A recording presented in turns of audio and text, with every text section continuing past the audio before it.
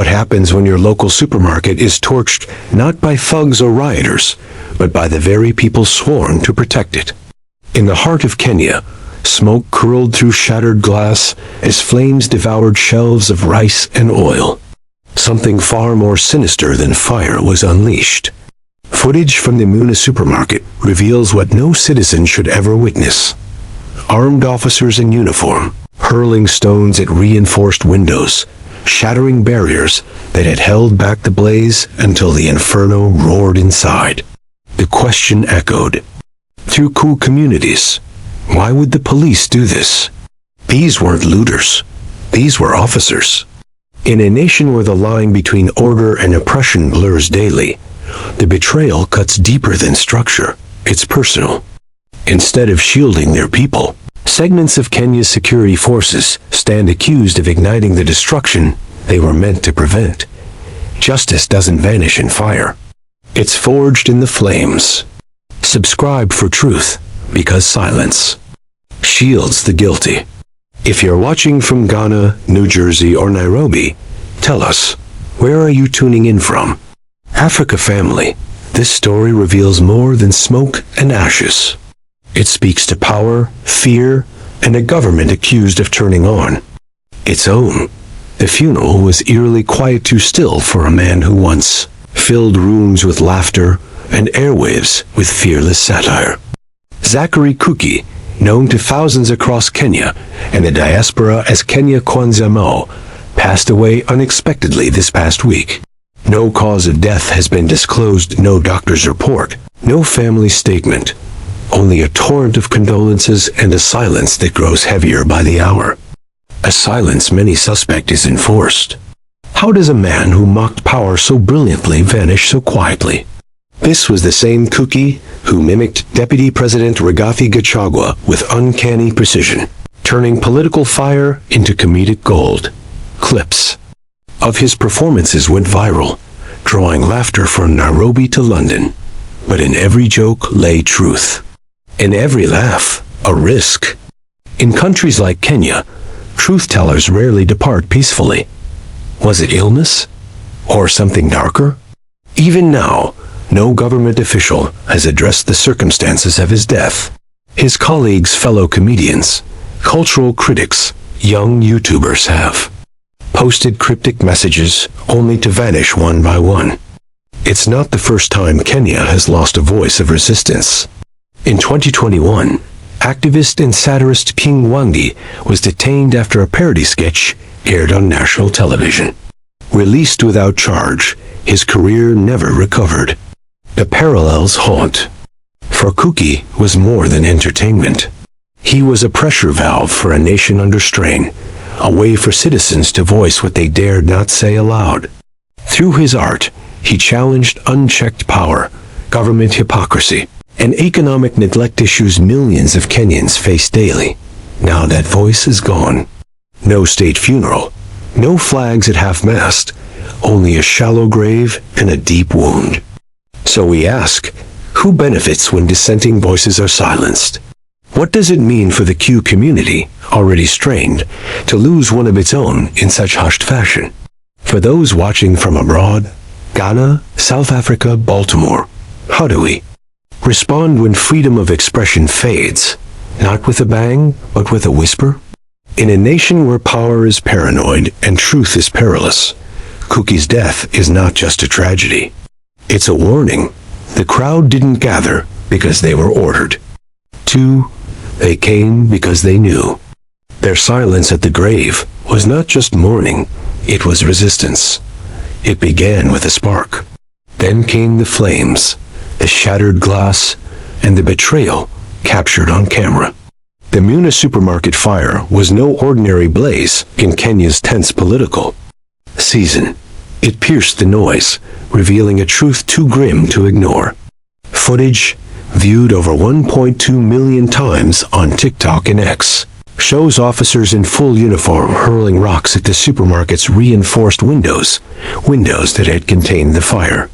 The heat was fierce, but controlled. The flames flickered outside. Yet the command seemed deliberate. Break the glass. Let the fire in. Why would officers trained to serve destroy the barrier protecting civilian property? Confusion might explain it, but no, the actions were calculated, synchronized, relentless. Rock after rock until the glass gave way, and the inferno surged forward. Moments later, the building was consumed. Inventory worth millions vanished, livelihoods crumbled, all under the gaze of those meant to stop the chaos. They didn't safeguard property. They paved the way for its ruin. And it didn't stop there. Similar tactics emerged in Kisumu and Nuru days, later unrest, selective vandalism, and security forces either absent or complicit. Chillingly, eyewitnesses confirmed officers formed a cordon before the Muna fire, not to block rioters, but to shield the agitators causing damage. Was it retaliation? A message? A rehearsal? President William Ruto has yet to address the footage directly, dismissing it as isolated incidents. But how many incidents form a pattern? How many buildings must burn before we ask, who gave the order? This wasn't negligence. It was betrayal. For the Q community, many of whom own businesses like Muna's, the message is stark. You are no longer protected. You are targeted, tested, burned. For older generations watching from Eldoret to Atlanta, does this echo something familiar? The civil rights era, forced burnings, unspoken orders passed through uniforms and nods. History may not repeat, but it rhymes. One by one, the places we gather, markets, churches, homes, turn to ash. And each time, the silence from those in power grows louder. Injustice doesn't always arrive with tanks. Sometimes it comes with a stone thrown not by a thug, but by a man in uniform. And when that happens, who shields the people from their protectors? When Gashaga stepped onto the podium in Mui, few expected his words to ignite a national storm. But what he revealed sent shockwaves across Kenya and beyond. The outspoken politician didn't hold back. These gangs, he declared, were escorted by the police. It wasn't speculation. It wasn't drama. It was a blunt accusation against the institutions meant to safeguard the republic. Eyewitness accounts soon backed his claims. In town after town, masked groups emerged from behind police lines, setting buildings ablaze or looting shops while officers stood idle. Sometimes, those same officers acted swiftly, not to halt the destruction, but to arrest bystanders, shop owners, and young boys fleeing the smoke. The terror deepened. In the weeks after the Muna fire, over 73 youths under 18 were detained in central Kenya alone, charged with terrorism-related activities. No formal trials, no public hearings, just vague accusations and sealed files. Most were Q. Many had no prior offenses. Some were grabbed walking home from school. Yet one name keeps surfacing. Cairo, an alias for a man with a known criminal record, former gang leader, accused of extortion and links to female genital mutilation in the 1990s. His case at Makadara court was quietly withdrawn days before the Muna incident, without explanation or coverage. How does a man like that evade justice while 15-year-old boys face terrorism charges? What does that reveal about who the law shields and who it hunts? Gashaga pressed on. They want to destroy our businesses, arrest our children, silence our leaders, then blame us for the chaos they engineered. His voice carried through mobile streams, shared across platforms in Ghana, the UK, and Minnesota, resonating with diaspora Kenyans. The message was clear. A war rages in the shadows. It's not just about fire. It's about narrative, control, intimidation. At its core lies a growing rift between the governed and the governors, between citizens seeking answers and a system that replies with silence or threats, between transparency and selective punishment. Is this justice in modern Kenya? When the security apparatus becomes judge and aggressor? When children turn into suspects and criminals into allies? When entire communities are profiled by ethnicity, what remains of the republic? The people are watching from the mountains of Nairi to the tenements of Kibra, from Nairobi's media rooms to African American churches in New York. They see the uniforms, but more crucially, they now see the fury beneath them. The smoke hadn't cleared from Munas before the accusations shifted not against the perpetrators, but against the victims. Almost overnight, the Q community, already wounded, burying their dead, and sweeping ashes from their businesses, was branded the source of unrest. They're stirring trouble, a minister claimed during a regional address in Embu. They're trying to destabilize the government. Similar rhetoric echoed through press briefings, talk radio, and social media. Yet no one asked, what evidence? What motive? What sense does it make for a people to burn their own shops, sabotage their own futures? For many, the answer is obvious. It doesn't. It never did. The Kikuyu, one of Kenya's largest ethnic groups, rooted in central regions like Nairi, Kiambu, and Murang'a, have long been politically active, economically resilient, and periodically targeted in 2007, 2013, and now 2025.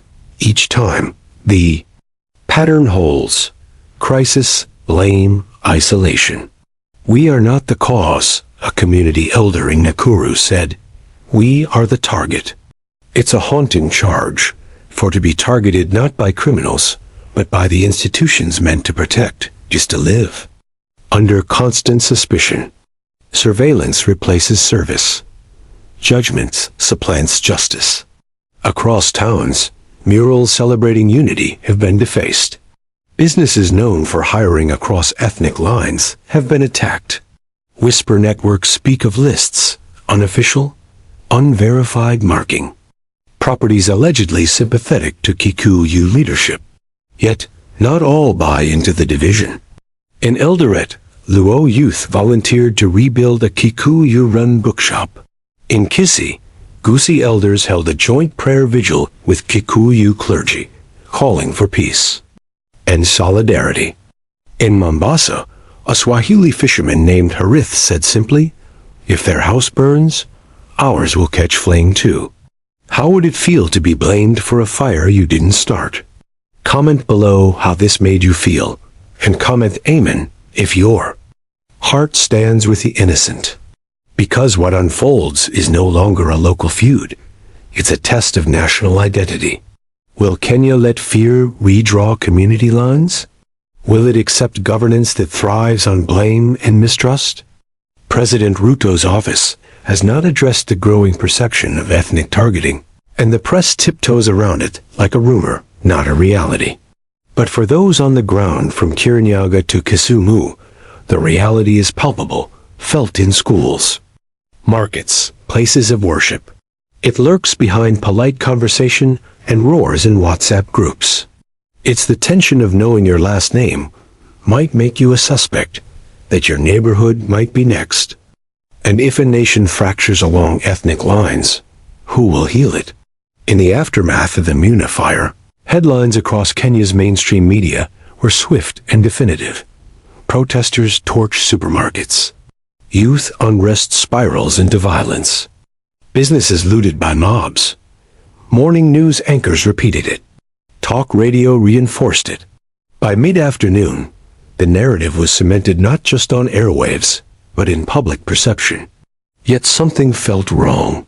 Footage from multiple angles, shared widely on TikTok, Telegram, and Facebook, told a different tale.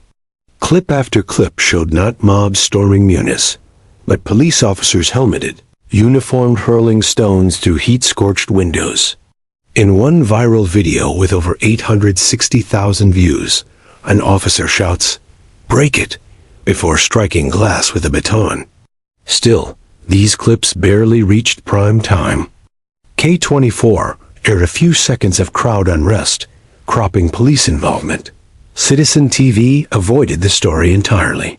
The Daily Nation ran a front-page photo of smoke rising over the supermarket with the caption, "Rioters torch store amid tensions. No retraction, no correction, no deeper inquiry. Why does the media turn away when the state stares back? Eyewitnesses, shopkeepers, boda riders, local pastors gave sworn statements to grassroots outlets, often run from WhatsApp groups or makeshift YouTube desks in Naivasha and Thika. They all said the same. We saw the police do it. They didn't stop the fire. They helped it spread. But these accounts were dismissed by mainstream platforms. Editors cited verification issues. Others invoked safety protocols. Critics argue it's deeper fear. Fear of losing licenses. Fear of government reprisal. Fear of falling out of favor. And it's not new. In 2021, during Kisumu protests, independent footage showed security forces firing on unarmed demonstrators. Yet headlines read, "Protesters clash with police." Even after UN condemnation, local media kept the frame tilted violence as chaos, not consequence. What happens when truth becomes a casualty of editorial rooms? We get a version of events, not rooted in evidence, but crafted for stability. A narrative shaped not by facts, but by fear. A public informed not by reality, but by what's safe to report. This isn't journalism. It's narrative control, and it's happening beyond. Kenya, from Nigeria to Senegal, from Zimbabwe to Uganda, where media capture is a frontline weapon in political strategy. Control the story, and you control the fallout. Suppress the truth, and the fire burns quietly. But in a digital age, truth leaks. From Nairobi apartments to community centers in Atlanta, the real footage circulates. Hashtags like hashtag #MUNATruth and hashtag Kenya burning trend again. Diaspora Kenyans ask, why do we see more on TikTok than on the evening news? The answer may be simple, but its reach is vast. If truth can't breathe on television, it will roar through smartphones. And in that roar lies something dangerous to power-memory. In the days after Muna's destruction, 1,000 narratives emerged, each claiming to explain the chaos. But beneath the noise, beneath the smoke screens of official statements and televised blame games, one question lingers heavy in Kenyan air. Who truly set the supermarket ablaze? Was it protesters, as the government insists, teenagers, driven by economic frustration, tossing matches into a fragile economy? Or was it the police, as the video suggests, officers in gear, hurling stones, letting flames in? Or someone else? Entirely? Rewind the events, and a pattern emerges. First, a peaceful demonstration in Kayangu turns violent. Then, targeted businesses, mostly Kikuyu-owned, become flashpoints. Muna's, one of central Kenya's largest family-run chains, wasn't an accidental target. It was symbolic, resilient, visible. Then comes the silence. No arrests of officers in the video. No probe into possible sabotage. No apology from the Ministry of Interior. Instead, a rehearsed blame narrative. Protesters bad, police good, destruction regrettable, but inevitable. But what if destruction wasn't a byproduct? What if it was the aim?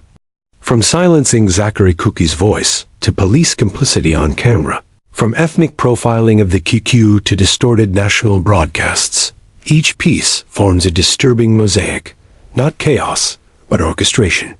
When power fears dissent, it doesn't just deny it. It drowns it in confusion. What better way to discredit a movement than to paint it as violent? What better way to scare neutral citizens than with burning buildings blamed on agitators? What better way to control a country than to divide it? As the world watches, Kenya stands at a crossroads. If truth can be silenced, what else can burn? Because the fire at Munas didn't just consume food and goods. It devoured trust. It scorched the line between governance and violence. It uncovered a truth no press conference can bury. If Kenya, one of Africa's most influential nations, lets this question go unanswered, What signal does that send to Uganda, Tanzania, Ghana? What does it tell citizens across the continent watching this unfold? In 2023 alone, over 17 protest-related violence incidents were tied to police action in Kenya. Yet only 2 led to discipline. None faced criminal prosecution. Why? The supermarket may be gone, but the footage remains, the questions linger, the fear persists. And now, the burden of truth rests not with the media, not with the state, but with the people asking the one question that echoes louder than any siren. Who really set the fire? From the moment Zachary Cookie's voice was stilled to the final image of officers shattering Muna's windows, this story weaves sorrow, betrayal, and awakening. A beloved comedian gone without answers. A supermarket, Kiambu's proud symbol of resilience, reduced to ruins. And those meant to protect standing in the smoke, stones in hand. This wasn't chaos. It was deliberate, cold. From scapegoating, the Kikuyu to Vice President Rigathi Gachagua's silence. From headlines that reveal nothing to leaders who say even less. We've seen how easily truth twists, how quietly justice fades. Yet through it all, something stronger stirs. From Nairobi to Birmingham, from Kisumu to Chicago, people are watching not what the press reports, but what cameras capture, what neighbors whisper, what their hearts already know. Because justice doesn't burn, it endures. So, what do you believe? Was Cookie's death mere coincidence? Was Muna's fire just another riot or a message in smoke? Is Gachagua's absence helplessness or part of something calculated? If truth can be silenced, what else can burn? If you believe truth deserves safeguarding, comment Africa Rise below. If this stirred memory, anger, or hope, stand with us. Tap subscribe, click like, share with someone who needs to see it. It's powerful, isn't it? Knowing justice and unity cross oceans, that we're not alone in these questions, that together, with courage, memory, and hope, we rise.